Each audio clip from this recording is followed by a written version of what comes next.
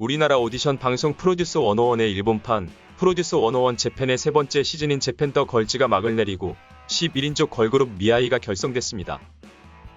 아버지가 제1교포라 한일 혼혈인 멤버 시미즈 케이코를 제외하면 멤버 전원이 일본인인 그룹이며 기존의 시즌1과 2로 결성된 그룹 JO1과 INI와 마찬가지로 한국의 K-팝 업계의 프로듀싱을 받아 정규 그룹으로 활동합니다.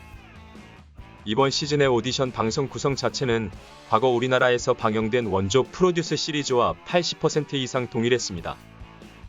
세부적인 변경 사항 중에 가장 굵직한 이슈는 지각 등 몇몇 자체 룰이 추가되었고, 이 룰을 어길 경우 벌점이 발생하고 벌점이 10점에 달하면 페널티가 적용되어 개인 직캠 영상이 2일간 공개되지 않는다는 점이었습니다. 실제로 참가자 카토코코로가 이러한 벌점 문제로 직캠이 일정 기간 비공개되기도 해 이슈가 되었는데 당시 벌점 사유가 구체적으로 공개되지는 않았었습니다.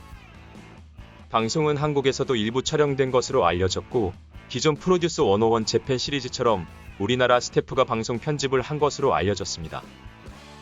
최종 데뷔 멤버 가운데에는 화제성 있는 경력을 가진 참가자들이 있었습니다. 사쿠라이 미우는 JYP의 일본인 걸그룹 니즈를 배출한 니지 프로젝트 출신으로 도쿄 합숙 이후 탈락하였던 참가자였고, 카사하라 모모나는 걸그룹 모닝구 무스메를 중심으로 하는 걸그룹 브랜드 하로프로의 걸그룹 안주르무 출신이며, 이시이라는 실력파 댄스 그룹을 만든다는 이미지를 가진 기획사 LDH의 걸그룹 걸즈걸즈 출신의 멤버입니다.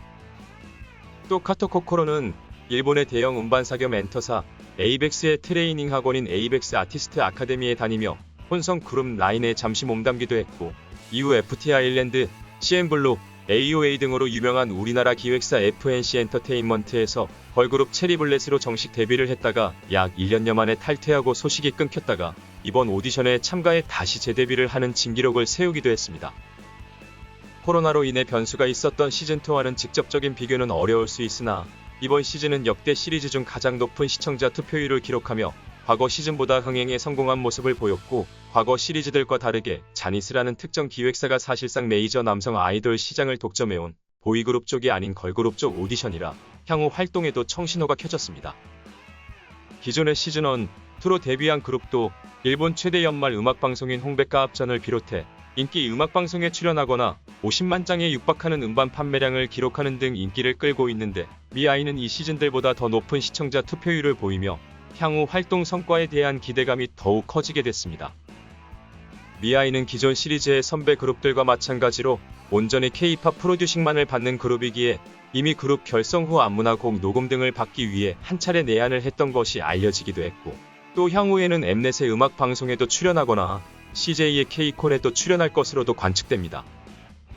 현재 프로듀스 재팬 시리즈는 K-팝 그룹으로 데뷔하고는 싶지만 현실적으로 우리나라에 와서 오디션과 연습생 생활, 그리고 한국어를 배워가며 데뷔를 한다는 부담이 있는 연습생들에게 있어 일종의 대안이 되는 오디션으로서 일본에서 각광받고 있으며, 이번 시즌의 흥행으로 걸그룹 오디션이 될지 보이그룹 오디션이 될지는 알 수 없으나 차기 시즌 제작에 대한 논의도 활발하게 이어질 것으로 보입니다.